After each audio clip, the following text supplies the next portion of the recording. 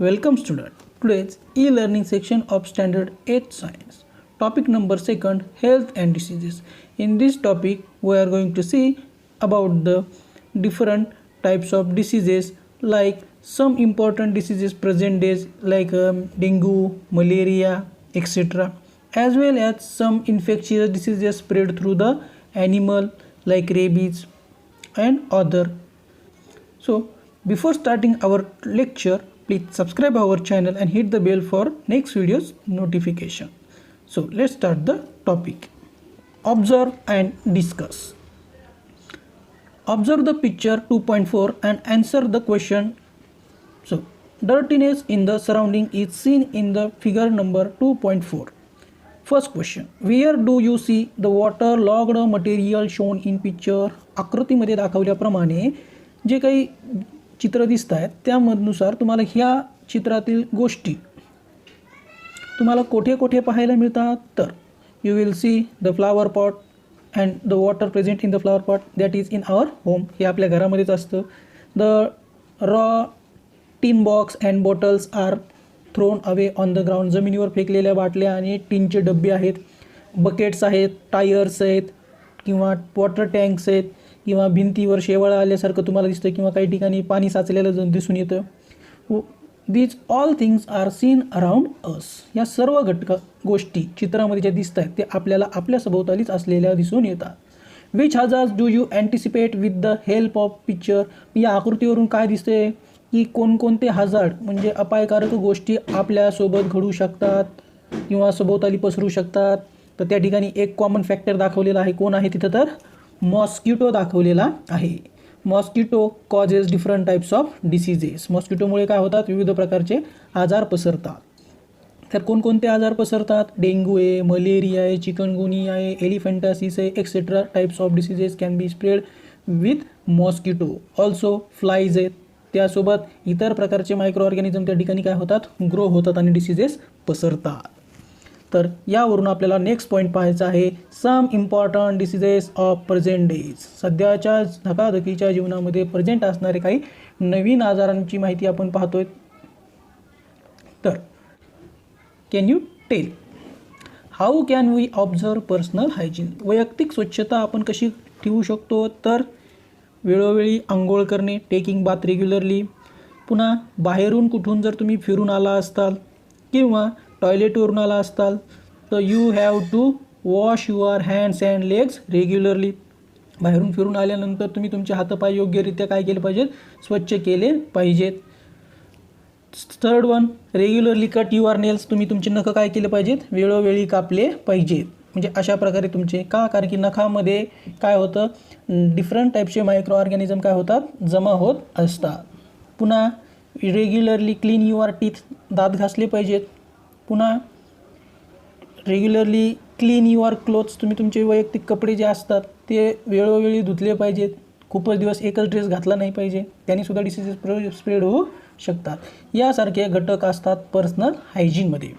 Second question, why should we drink boiled water in rainy season. आता पावसाळ्याचे दिवस चालू आहेत आणि पावसाळ्याच्या दिवसामध्ये उकळून थंड केलेलं पाणी, उकळलेलं पाणी नाही, उकळून थंड केलेलं पाणी. कारण गरम पाणी जास्त पिताल तर काय होईल? घसा भाजू शकतो, तोंड भाजू शकतं. तर किंवा थंड केलेलं कोमट स्वरूपाचं पाणी तुम्ही पिऊ शकता. तर का करावं? Due to the boiling water the micro organism which are present in that water can be destroy due to the boiling and heating. गरम केल्यामुळे काय होतं? हे जे काही सूक्ष्मजीव जे असतात ते त्या ठिकाणी मरतात आणि मेल्यामुळे ज्या पाण्यामध्ये असणाऱ्या मायक्रो ऑर्गॅनिझममुळे जे डिसीजेस होतात ते डिसीजेस आपल्यापर्यंत पोहोचत नाहीत किंवा आपल्याला होत नाहीत. Third question, why the clean hand drive is run in school. मग स्वच्छ हात धुवा हा प्रोग्रॅम गव्हर्मेंटनं प्रत्येक शाळेमध्ये का राबवला? आता मागील 6-7 महिन्यापासून कोरोना आल्यापासून तर आपण रेग्युलरली धुतो, पण त्याआधीसुद्धा गव्हर्मेंटनं काय केलं होतं? शाळेमध्ये हात धुण्याविषयीची जागरूकता विद्यार्थ्यांमध्ये निर्माण व्हावी म्हणून काय केले होते? विविध विविध प्रोग्रॅम अरेंज केले होते. तर हे अरेंज केलेले जे काही प्रोग्रॅम आहेत त्याविषयी तुम्हाला जागरूकता काय केलेली आहे? सांगितलेली आहे. हात धुतल्यामुळे काय होतं? जर्म फ्री हँड्स होतात. त्यामुळे हातामार्फत काय होत नाहीत? मायक्रो ऑर्गॅनिझम आपल्या बॉडीमध्ये प्रवेश करू शकत नाहीत. कारण की मॅक्झिमम जे काय मायक्रो ऑर्गॅनिझम असतात ते हातामार्फतच शरीरामध्ये प्रवेश करत असतात. तर हे झालं कॅन यू टेल विषयीची माहिती. आता पाहूया फर्स्ट सम इम्पॉर्टंट डिसीजमधला डेंग्यू. पावसाळ्याचे दिवस आले की या आजाराचं थैमान खूप मोठ्या प्रमाणात वाढतं. Mosquito lay the egg in water logged places and thereby their population increases. मग मॉस्किटो काय करतात, ज्या ठिकाणीही कुठे साठलेलं पाणी असेल, गटारीचं पाणी असेल किंवा कोणत्याही स्वरूपाचं जर पाणी असेल आणि ते खूप दिवस एकाच ठिकाणी राहत असेल तर त्या टायमाला मॉस्किटोज काय करतात, त्यांचे एग्ज काय करतात त्या पाण्यामध्ये सोडतात. Different species of mosquito spread different diseases.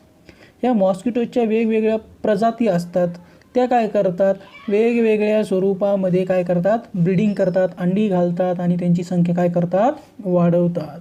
त्यामुळे आजारसुद्धा काय होतो खूप मोठ्या प्रमाणात पसरतो. Dengue is spread by Aedes aegypti. Aedes aegypti नावाची जी काही डेंग्यू पसरवणारं मॉस्किटो असतो त्याचं हे नाव आहे, सायंटिफिक नेम आहे एडिस इजिप्ती. पाठ करा, एडिस इजिप्ती. कुणामुळे होतो तर डेंग्यू जो होतो तो एडिस इजिप्तीमुळे होतो.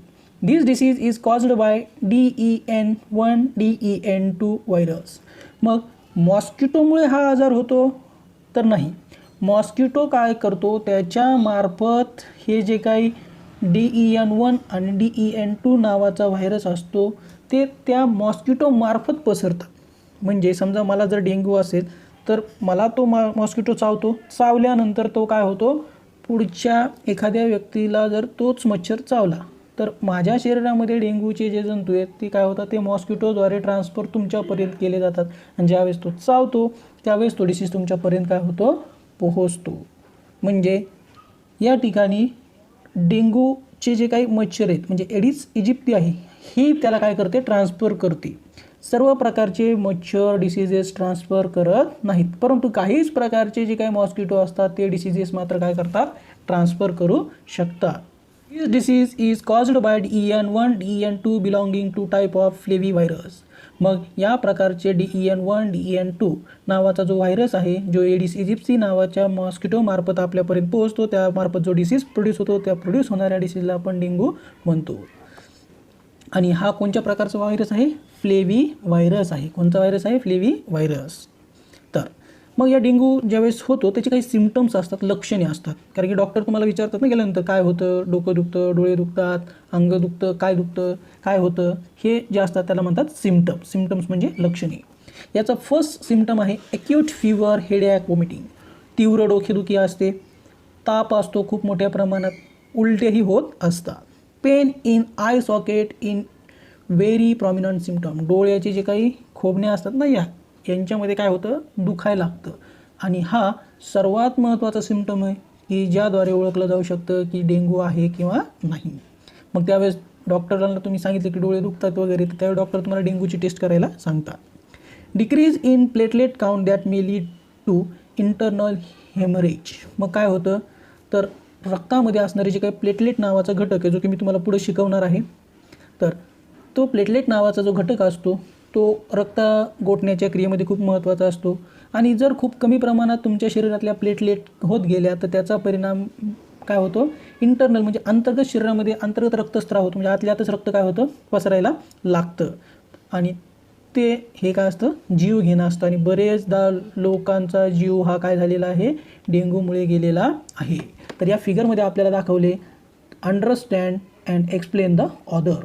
मग पाहून घ्या अशा प्रकारे काय केलेले आहे या ठिकाणी मच्छरांची अंड्यांची जे काही लार्वा असतात ते तुम्हाला इथं पाहायला मिळतात. हे चित्र दिसते, अशा आळ्या दिसतात ना बऱ्याचदा. काही जण म्हणते ते छोटे मासे, तर ते काय असतात मच्छरांचे लार्वा असतात. आणि काही दिवसामध्ये त्यांचं रूपांतर कशामध्ये होतं मॉस्किटोमध्ये होतं. आणि असं कुठं जरी पाणी साचलं तर काय करा पहिलं ते काढून टाका. पाणी काढलं तर मच्छरसुद्धा काय होतात कमी व्हायला लागतात. तर या ठिकाणी तुम्हाला काय दिले observe and discuss. Observe the picture shown in the following and write the description. या ठिकाणी काही चित्र दाखवलेत आणि त्यांचं डिस्क्रिप्शन सांगायचं आहे. तर काय दिसतं आहे या ठिकाणी पाण्याचे बॅरेल दिसत आहेत, पाण्याचा माठ दिसतो आहे, कूलर आहे, पुन्हा काय हे मच्छर पळवण्याच्या वड्या आणि लिक्विड दाखवले. हे धुरावाले येतात मच्छर कमी करण्यासाठी. आणि या ठिकाणी काही मासे दाखवलेले आहेत. तर हे काय दाखवले तर या ठिकाणी दाखवण्यात आले आहे की तुम्ही कशा प्रकारे मच्छरांना दूर ठेवू शकता. तर तुम्ही जे काही पाण्याचे वेगवेगळे भांडी वगैरे असतात, तर ही पाण्याची भांडी काय केली पाहिजेत, पूर्णपणे झाकून ठेवली पाहिजे, जेणेकरून मच्छर त्याच्यामध्ये जाणार नाहीत आणि डिसीजेस स्प्रेड होण्याचं कारण होणार नाही, कारण त्याची ब्रीडिंगच होणार नाही. कूलरचं पाणी वेळोवेळी बदलत राहायचे, जेणेकरून काय होईल, तिथं मच्छर वाढणार नाही. पूर्णपणे फुल कपडे घालायचे, हाफ कपड्यामुळे मच्छर चावतात, तर त्यामुळे फुल कपडे काय केले पाहिजेत, विअर केले पाहिजेत, म्हणजे मच्छर चावणार नाही. आणि महत्त्वाचं, ज्या ठिकाणचं आपण पाणी काढू शकत नाही अशा ठिकाणी त्या पाण्यामध्ये तुम्ही गप्पी नावाची मासे असतात, जे की काय करतात, हे मच्छरांच्या लार्वांना खाऊन टाकतात. तर हे गप्पी मासे पाळायचे. आणि मग गव्हर्नमेंटद्वारे, नगरपालिकेद्वारे असे धुरवाले लोक असतात, तर वेळोवेळी तो धूर काय करायचा आहे, आपल्या सभोवताली घरामध्ये काय करायचं आहे, मारून घ्यायचं आहे. आणि स्वतः काय करू शकतो, तर आपण हे जे काही अँटी मॉस्किटो असणारे किंवा मॉस्किटोना किल करणारे किंवा त्यांना दूर ठेवण्यासाठी हे कॉइल्स असतात किंवा लिक्विड्स असतात किंवा वेगवेगळे घटक मिळतात, तर त्यांचा तुम्ही वापर करू शकता. By these method using we can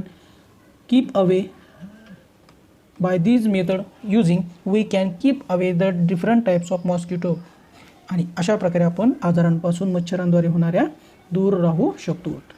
Which measures are taken mosquito control by the gram panchayat, municipal council, municipality of your area.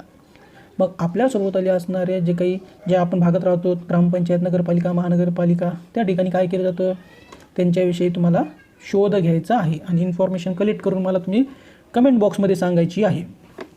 तर आता पाहूया, डू यू नो, हे खूप महत्त्वाचं आहे. Malaria is caused due to the female anopheles. तर मलेरियासारखा जो काही आजार आहे, तर या ठिकाणी फिमेल मॉस्किटो असते, जिचं नाव असतं एनाफिलस. कोणत्या स्पेसीज आहे ती, एनाफिलस नावाची मॉस्किटोची स्पेसीज आहे, याद्वारे मलेरिया होतो. एडिस इजिप्सी डेंग्यूमुळे होतो. तर एलिफेंटासिस, ज्याला आपण हत्ती पाय रोग ज्याला म्हणतो, म्हणजे असे मोठमोठे पाय होतात, तर हा फिमेल मॉस्किटो आहे, जिचं नाव आहे क्युलिक्स. काय आहे, Culex. Anopheles and Aedes aegypti grow clean water. तर एनाफिलस म्हणजे मलेरियाची आणि डेंग्यूची जी काही एडिस इजिप्सी आहे ना, हे दोन्ही कुठं वाढतात, क्लीन वॉटरमध्ये वाढतात. कुठे वाढतात, क्लीन वॉटरमध्ये. तर क्युलिक्स कुठं वाढतं, क्युलिक्स वाढतं हे घाण पाण्यामध्ये, म्हणजे जिथं जास्त घाण पाण्याचं स्वरूप आहे त्या ठिकाणी सिवेज वॉटरमध्ये काय होतं, हे हत्तीपाय रोग, एलिफंटासिसचे मॉस्किटो काय होतात, ब्रीड करतात. नेक्स्ट डिसीज आहे स्वाईन फ्ल्यू. स्वाईन फ्ल्यू हा गेल्या 2008-09 पासून खूप मोठ्या प्रमाणात वाढलेला डिसीज आहे. हा सुद्धा काय होतो, जसा आपला कोरोना आहे त्या स्वरूपासारखाच आहे थोडासा, कारण की कोरोनासुद्धा एक प्रकारचा फ्ल्यू आहे आणि हा सुद्धा काय आहे, स्वाईन फ्ल्यूसुद्धा हा एक फ्ल्यू म्हणजे सर्दीचा प्रकार आहे. कोरोना ही एक सर्दीचाच प्रकार आहे आणि स्वाईन फ्ल्यूसुद्धा एक सर्दीचाच प्रकार आहे. मात्र त्यांच्या सर्दी निर्माण करणारे हे मायक्रो ऑर्गॅनिझम वेगवेगळे आहेत. तर पाहूया, reason of infection for swine flu occur through pig and humans. तर मनुष्य आणि डुक्कर, ज्याला वराह म्हणतो, त्यांच्यामार्फत काय होतात, हे असे डिसीजेस प्रोड्यूस केले जातात, कारण की त्यांच्यामार्फत हे आजार काय होतात, माणसांपर्यंत पोहोचलेले आहेत किंवा एका माणसाकडून दुसऱ्या माणसाकडे जातात किंवा त्यांना होतात. Viruses of swine flu are spread through sweat of infected person. मग स्वाईन फ्लू जो आजार आहे तो माणसातून माणसात कशात जातो, स्वेट म्हणजे काय, घामामार्फत काय होतो, पसरतो. Similarly it is spread through secretion of nose, throat and saliva. आणि यासोबतच आपल्या घशामध्ये असणारी जी काही लाळ असते किंवा कफ असतो किंवा थुंकी असते, यामार्फतसुद्धा हा आजार काय होतो, पसरतो. म्हणजे स्वाईन फ्लू आणि कोरोनामध्ये सुद्धा थ्रोटचं इन्फेक्शन, सलाइवा यामार्फत पसरतो. स्वाईन फ्लूसुद्धा अशाच प्रकारे पसरतो. मग सिम्पटम्स काय आहे, डिफिकल्टी इन ब्रिदिंग, कारण की हा श्वसनाशी संबंधित असणारा आजार असल्यामुळे श्वास घेण्यास त्रास निर्माण होतो. सोअर थ्रोट, घसा कोरडा पडणे, बॉडी पेन, शरीरामध्ये अंगदुखी निर्माण होणे. These all are the symptoms of the swine flu. Diagnosis of swine flu.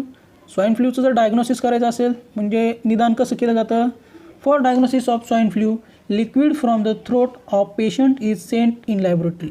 मग तुम्ही पाहिलं असेल आता स्वाईन फ्लूची कोरोना टेस्ट करताना काय करतात, एक लॉंग अशी प्लास्टिकची फ्लेक्झिबल काडी असते, ती काय करतात, घशात आणि नाकामध्ये टाकतात आणि तिथलचा जो काही हे असतो, लिक्विड सबस्टन्स असतो, ते काय केलं जातं, त्या काडीला चिटकून येतं आणि मग त्याद्वारे काय केली जाते, लॅबमध्ये नेऊन टेस्टिंग केली जाते.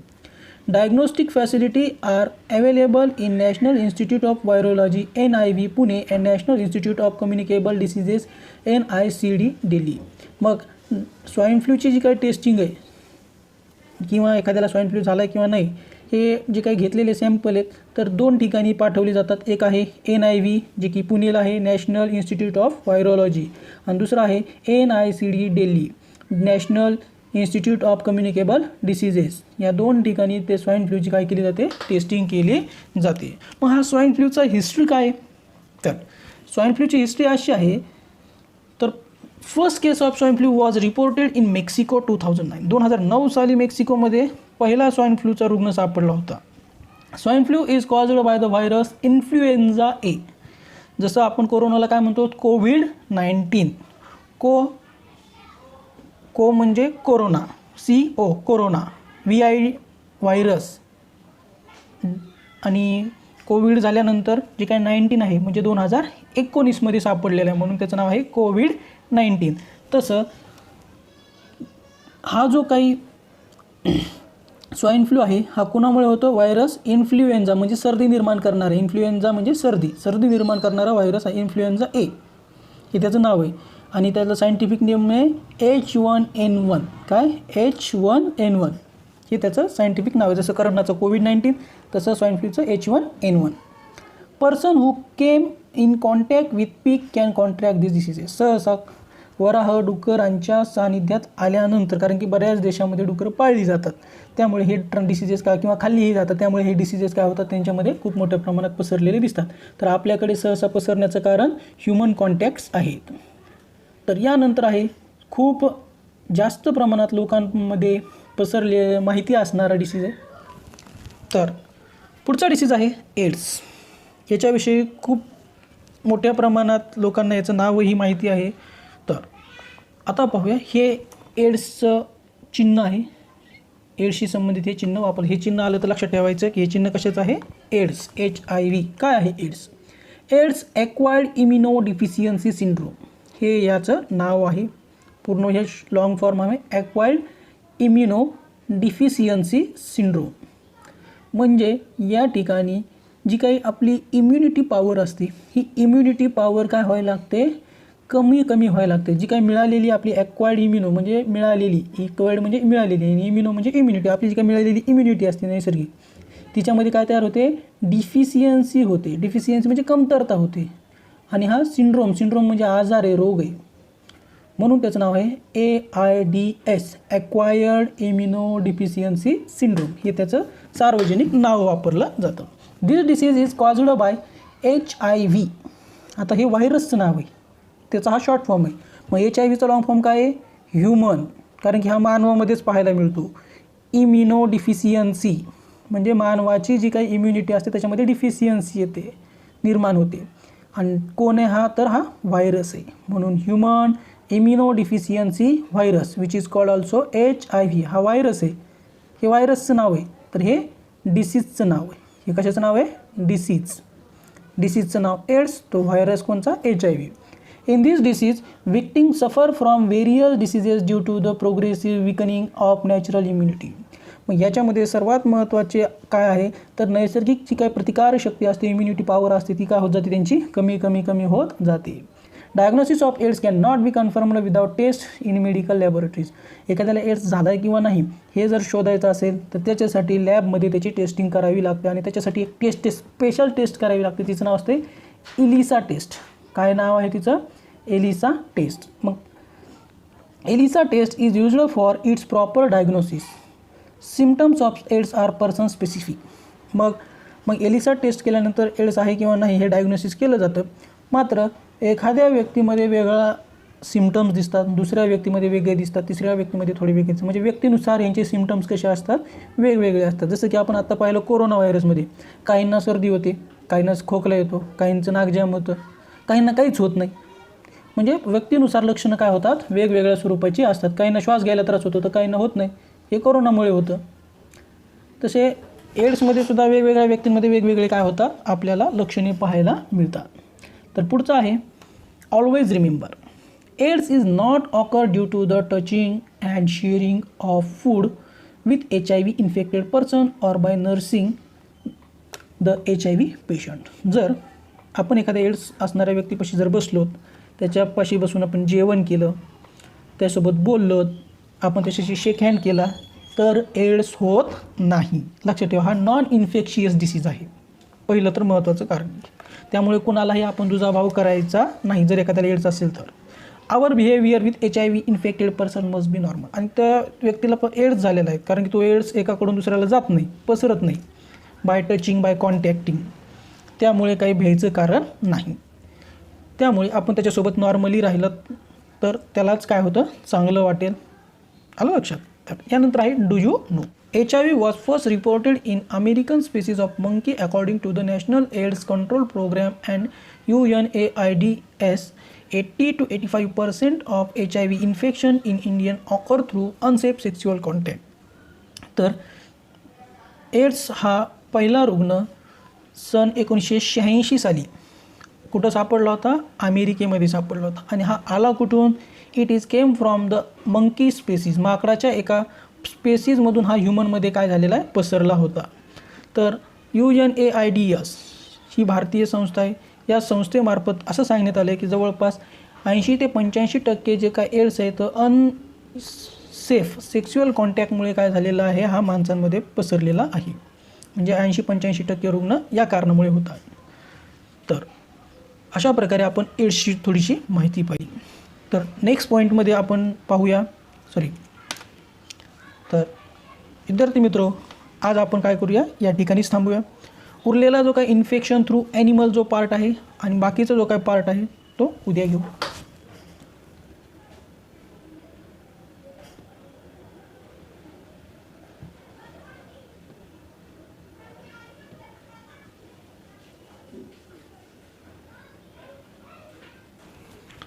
Infection through animal. Next point, which measures are taken at your home to control the rats? जर घरामध्ये उंदरं, घुशी वगैरे असतील तर त्यांना मारण्यासाठी आपण विविध प्रकारचे उपाय करत असतो. ते कोणकोणते करतो त्याविषयी मला तुम्ही कमेंट बॉक्समध्ये सांगायचं आहे, कारण की सर्वांना माहिती कोणकोणते आपण त्यांच्याविषयी उपाय करत असतो. यासोबत दुसरा क्वेश्चन दिला आहे, why it is necessary to care about health of domestic dog and cat and birds. मग घरगुती पाळीव पक्षी प्राणी जे असतात,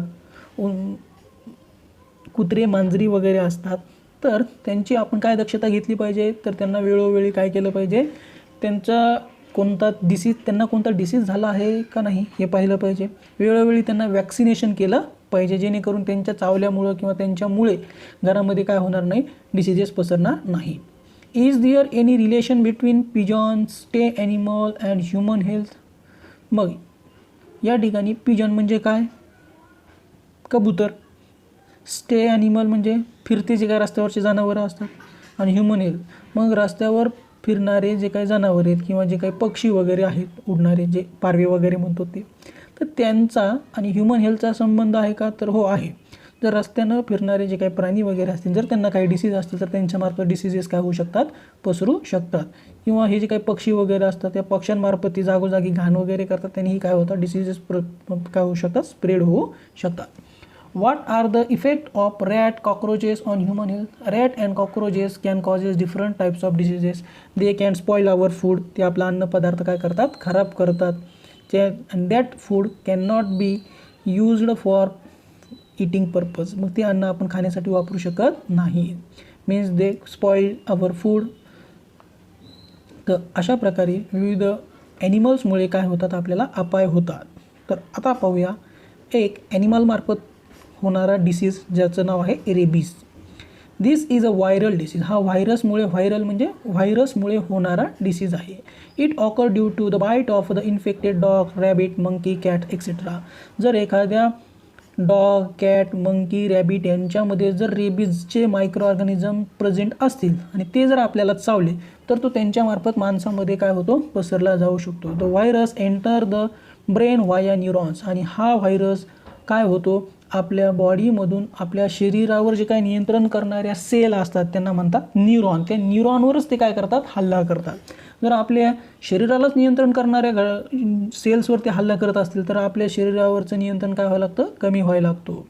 virus enter the brain via neurons. The hydrophobia is one of the important symptom of this disease.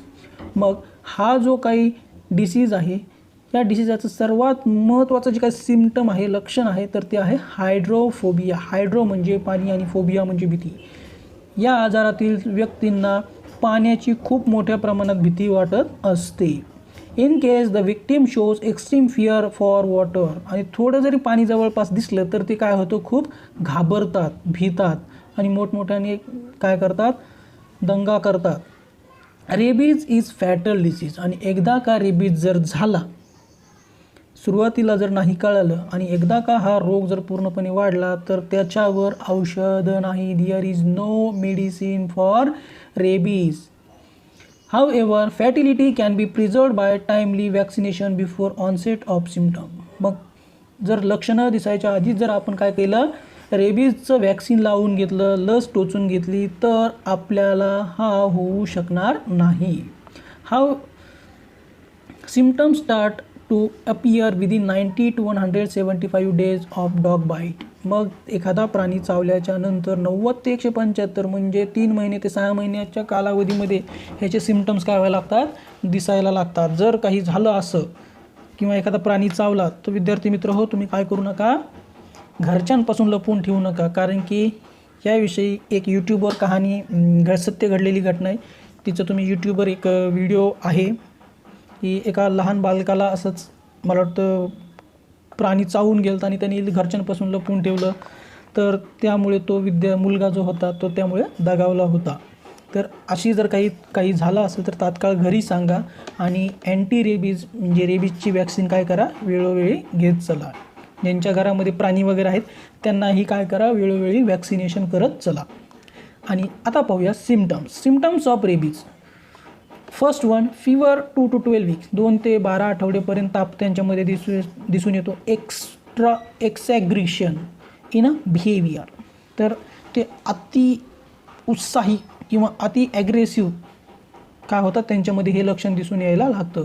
आणि सर्वात महत्त्वाचा असतो हायड्रोफोबिया, पाण्याची भीती त्यांच्यामध्ये दिसून येते. तर अशा प्रकारे आपण काय केलेले आहेत, विविध डिसीजेसची माहिती पाहिलेली आहे. तर या पूर्ण भागामध्ये आपण डिसीजेस पाहिले आहेत. आता आपण भाग तिसरा जो आहे त्या तिसऱ्या भागामध्ये काय करणार आहोत, पुढील आजारांविषयीची माहिती घेणार आहोत. तर ते पुढील आजार कोणते आहेत, तर नॉन इन्फेक्शियस डिसीजेसची आपण माहिती यामध्ये घेणार आहोत. So thank you for watching video. तर विद्यार्थी मित्र, तुम्हाला हा व्हिडिओ आवडलाच असेल, जर तुमचे काही शंका असतील तर मला तुम्ही कमेंट बॉक्समध्ये विचारा आणि सबस्क्राईब करा. महत्त्वाचं आहे, कारण तुम्ही जितकं जास्त सबस्क्राईब करता मला तितकंच चांगला व्हिडिओ बनवायला काय होतो, आनंद येतो. थँक्यू फॉर वॉचिंग व्हिडिओ आणि घरी राहा, सेफ राहा.